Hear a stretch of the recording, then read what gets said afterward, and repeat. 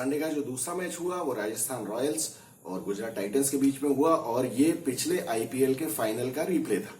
लेकिन इस बार राजस्थान रॉयल्स ने टॉस जीत के गलती नहीं की और इस बार उन्होंने गुजरात टाइटंस को पहले बैटिंग दे दी, जो कि एक अच्छा डिसीजन था। सभी को ये उम्मीद थी कि ट्रेंट बोल्ट बिल्कुल इनको उखाड़ के फेंक देंगे और उन्होंने पहले ओवर में विकेट भी लिया।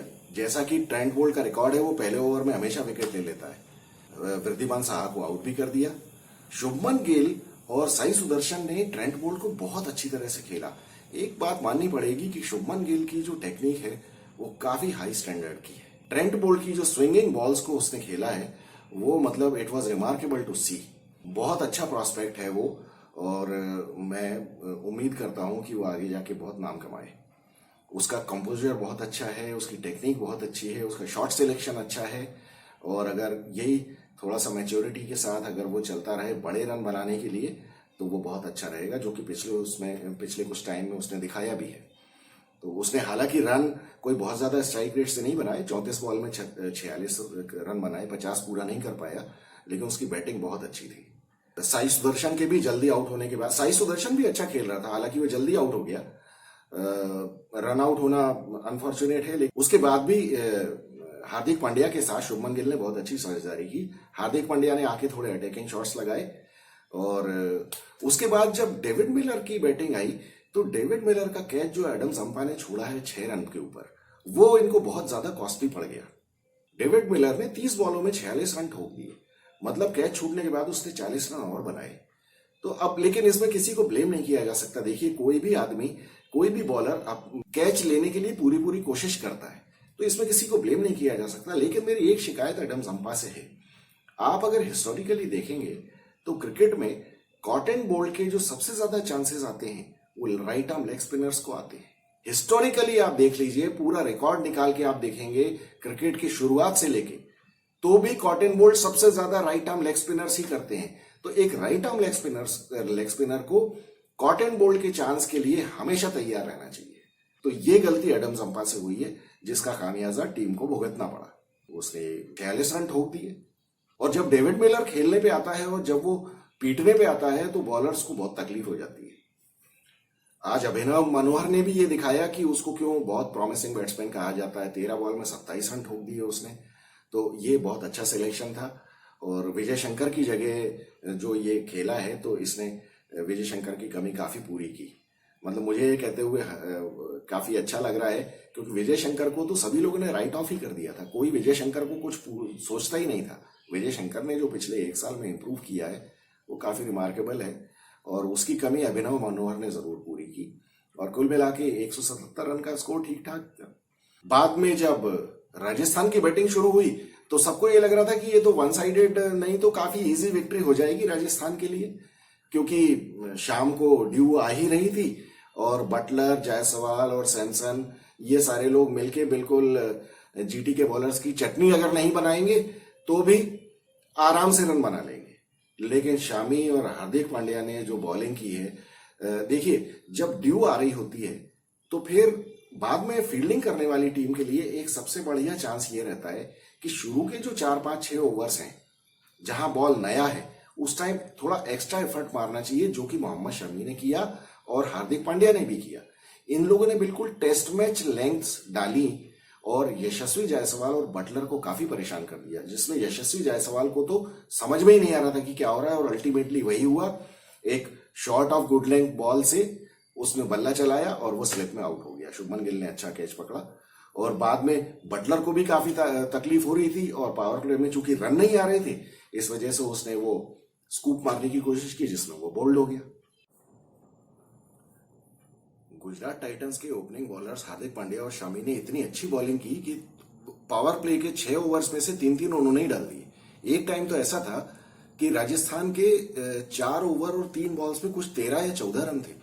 अल्टीमेटली उन्होंने पावर प्ले में सिर्फ 26 रन बनाए 2 विकेट के ऊपर, और ये आईपीएल की हिस्ट्री का सबसे कम पावर प्ले का स्कोर रहा है जहां तक मुझे मालूम है। उसके बाद इन्होंने देखिए जो पिछली बार की गलती को इन्होंने करेक्ट किया था, जो देवदत्त पडिक्कल को इन्होंने ऊपर भेजा है, उससे क्या हुआ कि देवदत्त पडिक्कल ने बहुत अच्छी बैटिंग की और देवदत्त पडिक्कल ने बहुत ज्यादा रन नहीं बनाए, लेकिन वो उसने स्कोर बोर्ड को चलाया और जब वो 53 रन या 50 रन के ऊपर जब वो आउट हुआ है, उस टाइम जब संजू सैमसन आया, संजू सैमसन ने तो आज बहुत ही बढ़िया बैटिंग की है।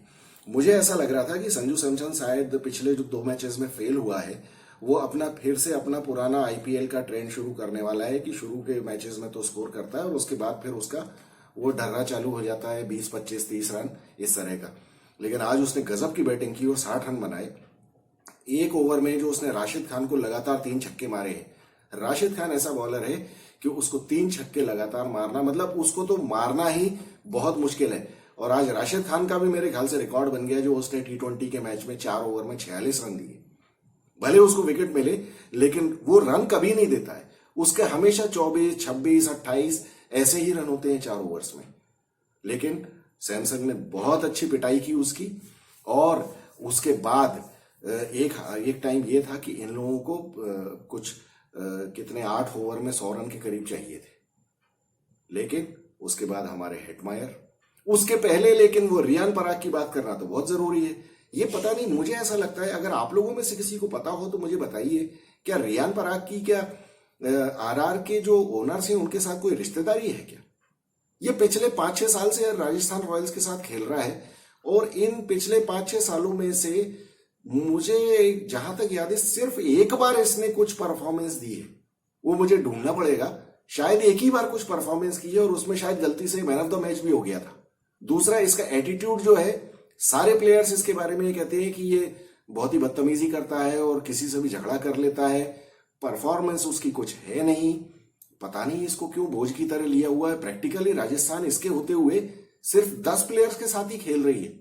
इसको भी बाहर करना बहुत जरूरी है, इसकी जगह किसी दूसरे प्लेयर को लाके खिलाना चाहिए, क्योंकि ये बहुत ज्यादा टीम के ऊपर प्रेशर कर देता है जब इतने ज्यादा आस्किंग रेट की जरूरत हो। और देखिए, आज के मैच में सबसे अच्छी बात यह रही कि ड्यू नहीं आई तो देखिए बॉलर्स के पास भी इक्वल चांस था। बॉलिंग गुजरात टाइटंस की बहुत अच्छी है और उन्होंने बहुत अच्छी बॉलिंग की भी, लेकिन ये तो एक्स्ट्राऑर्डिनरी बैटिंग राजस्थान वालों ने की। इतने ज्यादा विकेट, 50-60 रन के ऊपर 4 विकेट गिरने के बाद और आस्किंग रेट इतना ज्यादा होने के बाद उन्होंने क्या बैटिंग की है। और जो भी आया सिवाय रियान पराग के सब लोगों ने मारा। मतलब ध्रुव जुरेल आया, ध्रुव जुरेल ने पिटाई की और उसके बाद शिमरन हेटमायर तो एक तरफ से लगा ही हुआ था। संजू सैमसन ने 60 रन बना के हिसाब कर दिया था। और सबसे इंपॉर्टेंट चीज तो ये कि जब इन लोगों को 4 ओवर में 44 रन चाहिए थे तो 17वें ओवर में सिर्फ 7 रन बने थे। तो इन लोगों को 3 ओवर में 36-37 रन चाहिए थे।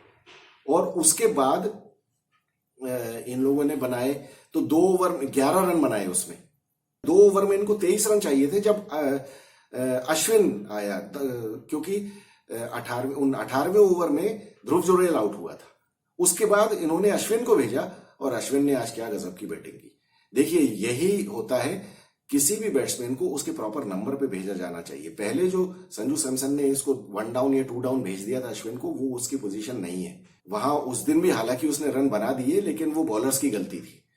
तो आज उसने 3 बॉल में 10 रन ठोक दिए और बस काम हो गया। वहां जो होता है बस वही चाहिए होता है। जब इनको 2 ओवर में 23 रन चाहिए थे, ध्रुव जुरेल ने छक्का मारा तो इनको 17 रन बचे। फिर उसके बाद अगली बॉल पे ध्रुव जुरेल आउट हो गया, लेकिन उसके बाद अश्विन ने आके 3 बॉलों में 10 रन ठोक दिए। तो अल्टीमेटली फाइनल ओवर में इनको 7 ही रन चाहिए थे। और फिर फाइनल ओवर में हालांकि वो नूर मोहम्मद बहुत अच्छी बॉलिंग कर रहा था। नूर मोहम्मद जो लेफ्ट आर्म मिस्ट्री स्पिनर, उसने आज काफी अच्छी बॉलिंग की। और शिमरन हेटमायर के सामने हालांकि 7 रन रोकना तो बहुत मुश्किल काम है। और शिमरन हेटमायर जिस तरह का खेलता है, वो लड़का मुझे बहुत पसंद है। मैं पहले भी उसकी तारीफ कर चुका हूं कि वो उसका काफी प्रोफेशनल एटीट्यूड है। वो ये मान के चलता है, वो हमेशा, उसने एक मैच में कहा भी था कि हम लोगों को सैलरी इसी बात की मिलती है कि हम लोग परफॉर्म करें। और ये हमेशा डिफिकल्ट सिचुएशंस में आता है और ज्यादातर टाइम ये परफॉर्म करके जाता है। ऐसी सिचुएशंस में ये बैटिंग करता है जहां बाकी बैट्समैन के लिए बहुत मुश्किल हो जाता है, लेकिन ये इतनी कॉन्फिडेंटली बैटिंग करता है कि जब ये क्रीज पे रहता है तो ये पूरी कोशिश करता है कि मैच जिता के ही आए, जब तक कि सामने वाले बैट्समैन ही इसका कुछ गेम खराब ना कर दे। अगर इसको स्ट्राइक मिलती है तो इसकी बहुत ही क्लीन हिटिंग है और बहुत ही प्रोफेशनल एटीट्यूड है, काफी डाउन टू अर्थ है। मुझे तो अफसोस इस बात का है तरस आता है मुझे वेस्ट इंडीज क्रिकेट बोर्ड के ऊपर, जो ये लोग इसको ऑस्ट्रेलिया नहीं ले गए थे सिर्फ इस बात के लिए कि इसकी फ्लाइट मिस हो गई थी, तो इन्होंने इसको टीम से निकाल दिया। मुझे समझ में नहीं आता कि अनप्रोफेशनल कौन है, शिमरन हेटमायर या वेस्ट इंडीज क्रिकेट बोर्ड। कुल मिला के बहुत मजेदार मैच हुआ। और देखिए अब इस बात से फिर ये सिद्ध होता है कि हार्दिक पांड्या का लक उसका बहुत साथ देता था, जो वो हमेशा टॉस जीतता था। आज टॉस हारने के बाद पिछले 2 मैचेस में दोनों में ये टॉस हारे हैं और इनकी जब पहले बैटिंग आई ये लोग मैच हार गए। ऐसा होना नहीं चाहिए, लेकिन अब क्या करें, अब ये तो सिचुएशन की डिमांड ऐसी है कि मैचेस रात को ही हो सकते हैं। हार्दिक पांड्या को भी अब कुछ सोचना पड़ेगा, क्योंकि देखिए टॉस आपने पहले बहुत जीते तो आपने मैच भी जीते। अब अगर आप टॉस हारेंगे तो किसी क्रूशियल टाइम में भी आप टॉस हार सकते हैं। फिर क्या होगा, अगर सामने वाले बैट्समैन ने चूज करने में गलती नहीं की तो आपके लिए मुश्किल हो सकती है। तो आप देखते हैं, कल का मैच भी एक मजेदार मैच होने वाला है, चेन्नई और आरसीबी का, तो उसके बाद बात करेंगे। Thank you so much.